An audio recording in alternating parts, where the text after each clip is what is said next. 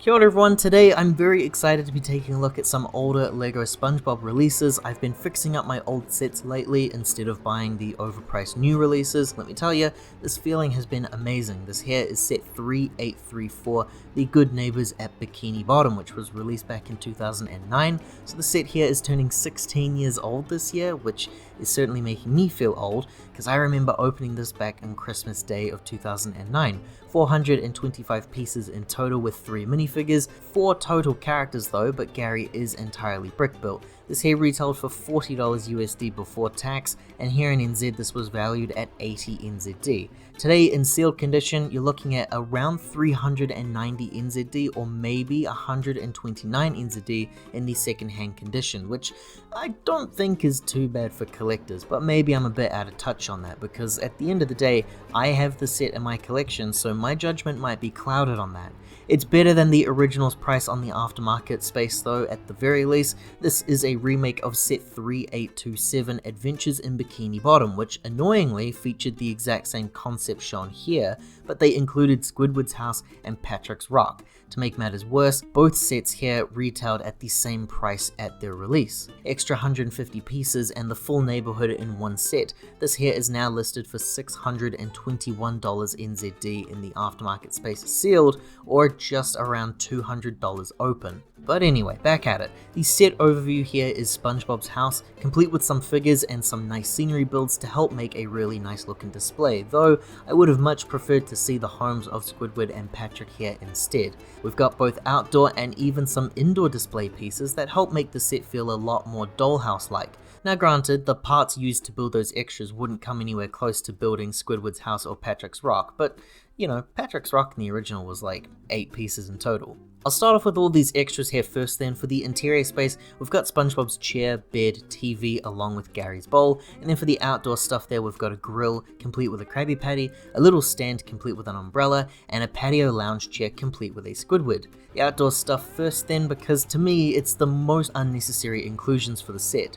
The chair is a simple build that uses some red and white tiles of a 1920s beach aesthetic, and same goes for that table there with the umbrella piece, which uses some older classic parts from LEGO's library, and I think there should be a cup there of sorts too, my bad. Squidward can lie down on the chair, but he can't connect into that space or anything, so he just simply rests there like so. As for the grill, I do like barbecue builds in LEGO, which have occurred a couple of times on this channel before. The Krabby Patty was one of my favorite builds as a kid. It's very simple, but it does work quite well for me. The cartoony colors of the barbecue really help to make it stand out quite well against the prominently orange color scheme of the set. The barbecue of course does feature a play function of flying the Krabby Patty off of the grill. I'm not sure what the reason could be besides mischief from the sponge and star, but it was pretty fun to play with this when I was a kid, and ultimately that's who LEGO's core audience was at that time. As for the interior stuff, this is all fantastic to me.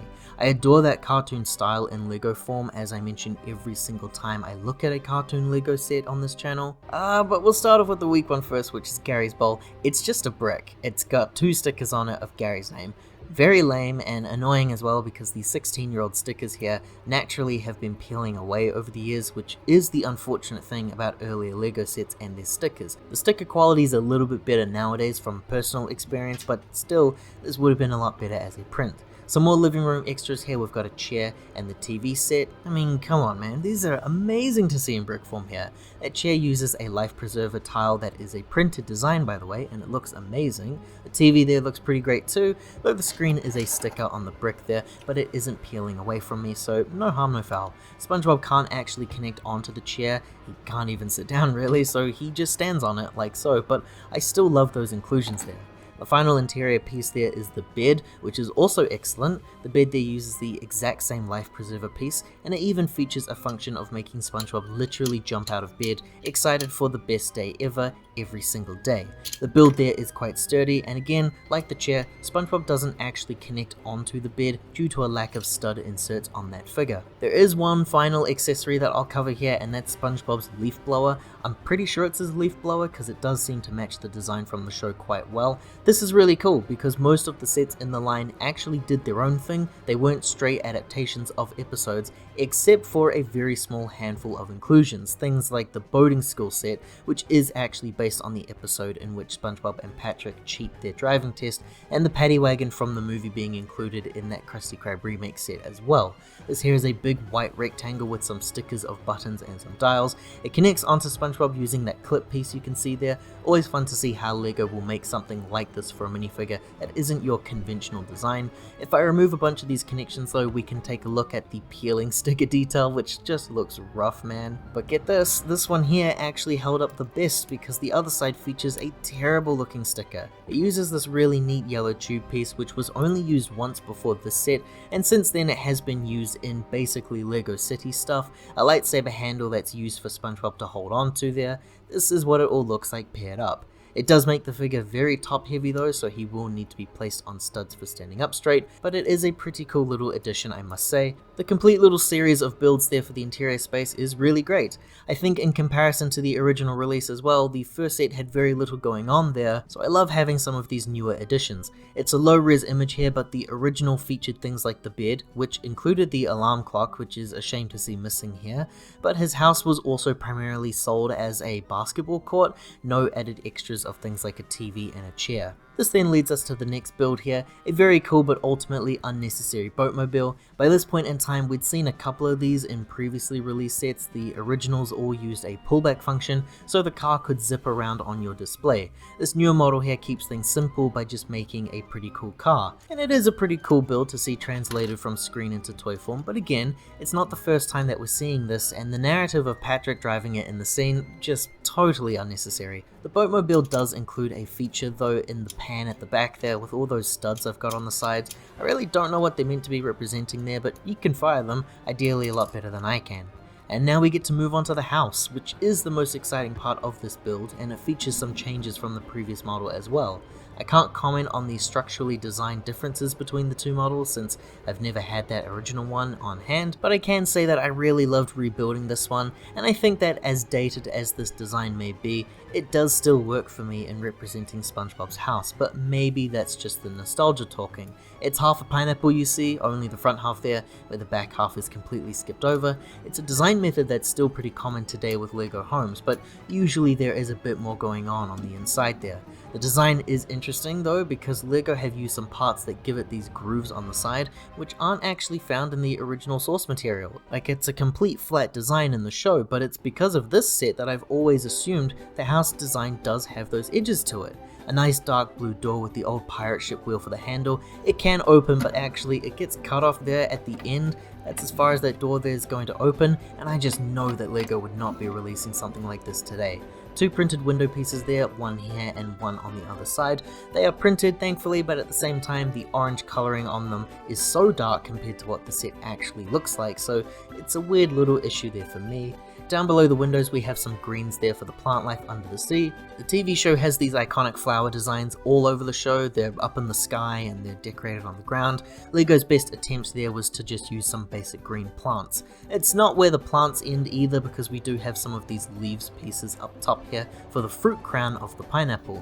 It uses 4 of these leaves pieces all connected by a hammer onto a disc, and pretty well designed too. SpongeBob's house also has this little telescope horn thing attached to it, which LEGO have made sure to include there. The build is exactly what I wanted to see for his alarm clock, so maybe I can try and replicate this myself. The connection is rather weak though to the house. It uses that tap nozzle piece, which uses a connector that thins out, so if you press it in all the way, that horn thing is just going to topple over. So you need to press it in halfway in order to connect it. And to get the shaping of the home, the whole thing is built on hinges, which looks like UV mapping once you flattened it out like this. It's also a decent way of showcasing that you could definitely buy another one and complete the pineapple yourself by fixing the back section. And I thought I would show off how the roof doesn't cave in. These wedges are moved downward for the style of the home, but the build uses some parts here blocking any further movement, which I thought was a really good way of getting that design across. And so now it's time to take a look at the inside of the house, which you can see immediately has some really great details that fit in line with the show. One of the biggest differences with these sets compared to the original 2006 releases is a lot more interior space design for these remakes. We have a pretty cool picture frame of Patrick and a wall decoration. Today, LEGO would would likely use the minifigure design for Patrick rather than just direct source material depictions. The other side there features a picture of Gary and either a mirror or a window. It's kind of confusing for me. If it is a window, that's bizarre because it's looking out at nothing. Unfortunately, that is it for the inside section of the home. I'm disappointed to see the lack of a floor plan here as well, with only these wedge sections providing any studs for standing room, and there's no upstairs build there either, so it's a very empty feeling house. I did find that the studs there were enough to house some of the items, like the chair being placed on this side and then the TV on the other side, and my idea for the bed here requires a little bit of customizing. I'm taking the minifigure stands from previous CMF figures I've bought, and I'm giving the bed some floor, and I'm actually just going to place this entire segment up top, which isn't a perfect design, but I think it matches how those 2000 sets looked. It helps feel a bit more complete for me personally, who likes the idea of having an ideal dollhouse build for SpongeBob. A part of why the LEGO SpongeBob line is so beloved by many are those minifigures, which all use specially molded parts that still hold up today.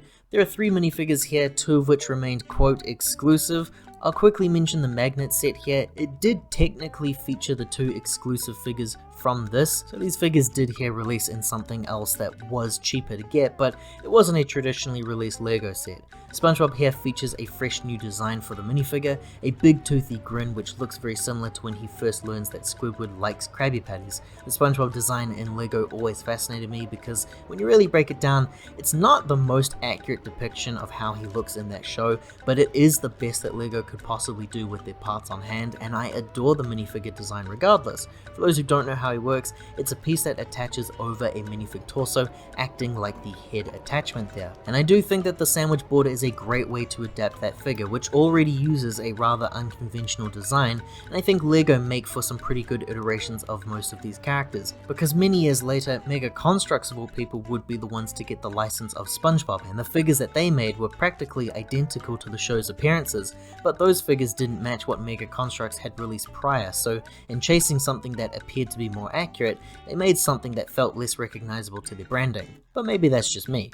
This here is SpongeBob compared to the classic design of the figure, who released in 3 sets in total, labeled as the classic I'm ready look for the character. SpongeBob would then go on to see 11 variants made in total, which all ranged from differing facial expressions to changes in costume appearances. I might be crazy here, but I think I see some slight color changes for the details here, like the browns appearing a little bit brighter.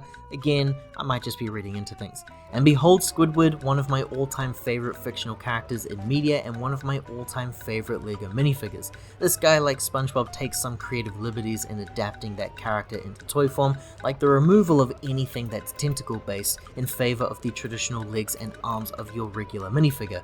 Those are disappointing elements to see, but again, I think it's just the absolute best that LEGO could do at the time, and the simple printing on his shirt I think is really fun too. I would have loved to have seen some sleeves there. I will say though that shirt is a bit of a misstep. He definitely wears a more brown colored shirt in the show. This weird beige color they have should definitely be changed. So why is he one of my all-time favorites? It's the head mold. Just admire it for a moment. The silhouette design of Squidward is 100% matched here. It is perfect. His expression and printing as well. Everything about that head mold is magnificent, and I really think it's one of LEGO's best ever released. And comparing it to the original definitely helps in favor of the remake, because this is what LEGO originally released 3 years before this one. This Squidward here was released in 2 sets in total, the Neighbours one and the Krusty Krab one, which is how I have my figure. It's a horrific minifigure, but I'll save all the criticisms I have for if I ever decide to cover the Krusty Krab set. I would go as far to say that the remake figure is the better release, objectively speaking. This here is Patrick, who, like SpongeBob, released with 6 alternative variants of himself, ranging from expressions to costume appearances. This Patrick here specifically, though, was released in 5 sets in total, making him the most re-released figure of the line. He's appeared on this channel 3 times now, so this figure has already been talked to death. I think Patrick is a pretty decent figure for the time though. I do wish his colors were different. He should definitely appear pinker in his tone, not the weird beige that he's got here. I think out of all the characters though, Patrick's the one whose translation just doesn't really work for me. I can't quite put my finger on why, but every time I see him, I just think it doesn't work as well as the others do. And finally, we have the small inclusion of Gary the snail and also a jellyfish. Both Gary and the jellyfish had previously released in the other set, where for some reason though Gary's shell was colored orange, so this time they had to make sure to fix that mistake. There were no eyes printed on the cherries piece there though, so just a pure blank expression, and it does feel quite fan-made to me, so I would expect to see some eyes printed on a modern figure.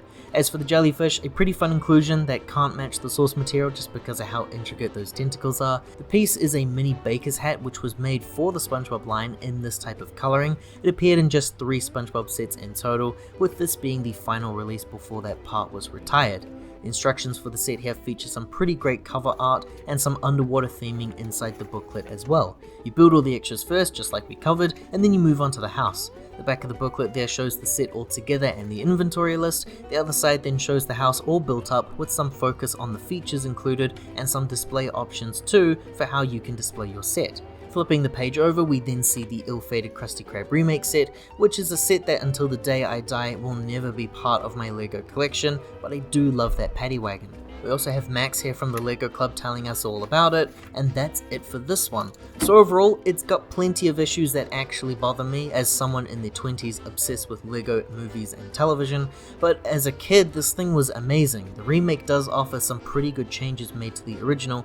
At the same time though, it is lacking because it's not a full complete remake. Squidward's home would actually reappear later on in yet another Pineapple remake set, the 3rd time that we would get a Pineapple set, but we never had Patrick's Rock released ever again. It is funny in retrospect to see that LEGO have kind of always been like this, taking an original design and remaking it, but in some ways making it a weaker release. With every other figure here, it feels like a complete scene, and still to this day, it's one of my all-time favorite LEGO lines that I desperately wish to see return. I also desperately wish to collect every set. I am missing a handful of these. As it stands, the set is pretty good, and it is a decent enough remake for those who missed the original, but I really wish it was a more faithful remake set. That's it from me today. If you enjoyed this look at an older LEGO SpongeBob set, liking this video here and subscribing to the channel does help to support more videos like this one in the future. Thanks for watching everyone, ka kite anō, hope to see you all next time.